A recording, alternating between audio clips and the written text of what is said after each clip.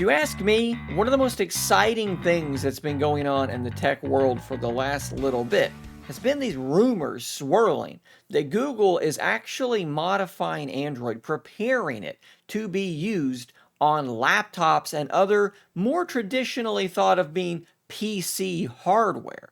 You may remember back in July, we got this quote from the president of Android ecosystem at Google, Samir Samant. They were speaking with Tech Radar and they were asking them why they were using a MacBook and an iPhone. He said, quote, I asked because we're going to be combining Chrome OS and Android into a single platform.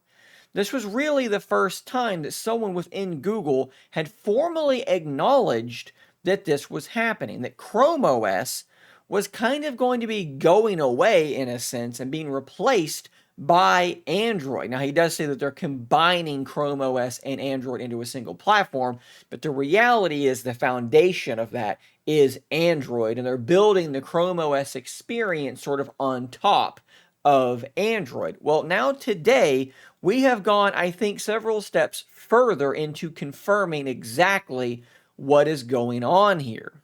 At the recent Qualcomm Snapdragon Summit, this project was further teased on stage in a conversation between Qualcomm CEO Cristiano Amon and Google's Rick Osterloh. Osterloh is Google's head of platforms and devices. He's a very high up guy. You've seen him in the most recent Pixel event in the very beginning with that little sit down segment with Jimmy Fallon. And listen to this quote. He said, quote, in the past, we've always had very different systems between what we are building on PCs and what we are building on smartphones. We've embarked on a project to combine that. We are building together a common technical foundation of our products on PCs and desktop computing systems. And of course, that common foundation is going to be based on Android. It's not going to be based on Chrome OS or anything else. They are taking Android and they are turning it into this unified operating system. It can be on your phone, it can be on your tablet, it can be on your XR smart glasses very, very soon. It's already on your watch. There's just going to be no place where they don't want to put Android. That's the goal, right? To have one operating system that scales between every device that you are currently using. And the point of that is that it just should, in theory, make things simpler because you're using one app across all of your different hardware. It's just going to have to change shape and scale, but it's the same program. He goes on to say this unification will allow Google to, quote, leverage all of the great work we're doing together on our AI stack, our full stack, bringing Gemini models, bringing the assistant, bringing all of our applications and developer community into the PC domain. I think this is another way in which Android is going to be able to serve everyone in every computing category.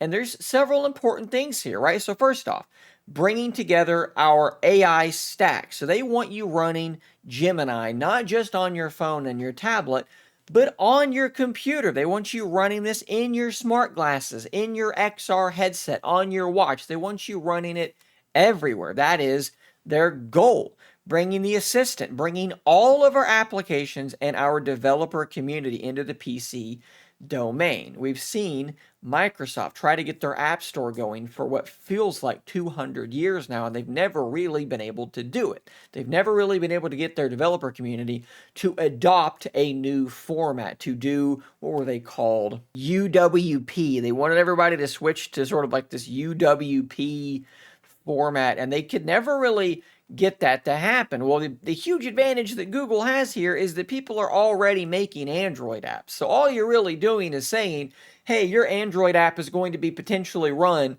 on a device like you can see in the background here. This is a lap dock with my Pixel 9 Pro Fold plugged into it. It's a lock screen currently. But that's what we're talking about. It's the same operating system. It's just scaled to a different size screen. So it's not that big of a deal to simply make your app be able to resize to fill a larger screen and maybe throw in some keyboard shortcuts, maybe make it work a little bit better with a cursor on screen. You've already made the app. You don't have to do anything new. You don't have to make a new format. Your development is mostly done. And to stoke the flames a little bit more, Amon said, I've seen it and it is incredible. It delivers on the vision of convergence of mobile and PC. I can't wait to have one. Now, of course, he's not going to say something negative. He's not going to say to Rick Osterloh sitting on stage, I've seen it and it's not that great. I don't understand. Of course, he's going to hype the thing up and say that it's great. But it is still cool to see someone from Qualcomm say, I've seen this and I'm actually pretty impressed by it, because that might mean that they're going to kind of help support this thing. And of course, a lot of phones run on Qualcomm processors, so that makes sense. Now, while I do think that they have quite a bit further to go, I will quickly show you this desktop mode. Again, like I said, running off of my Pixel 9 Pro Fold. This is a lap dock.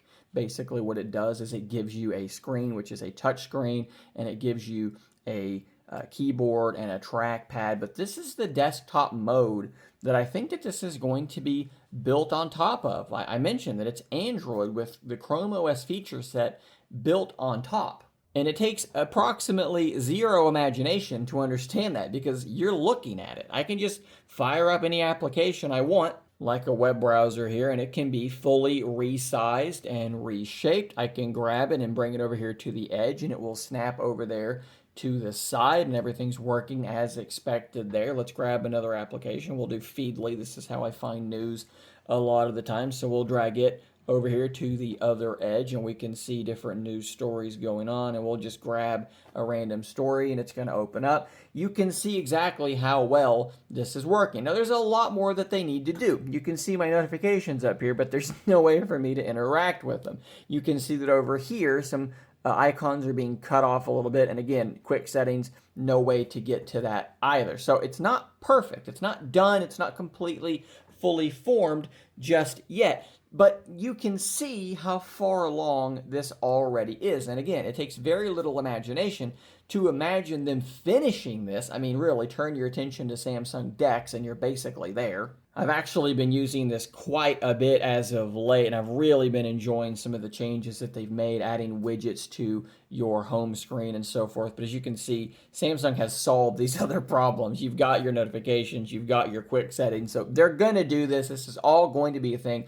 It's all going to happen. And you're going to be able to buy pretty soon, I think, a full laptop that runs something approximating this. And there's really no limit to what you can do on it. This will probably be a standalone video, but there's really no limit to what you can do in this desktop mode.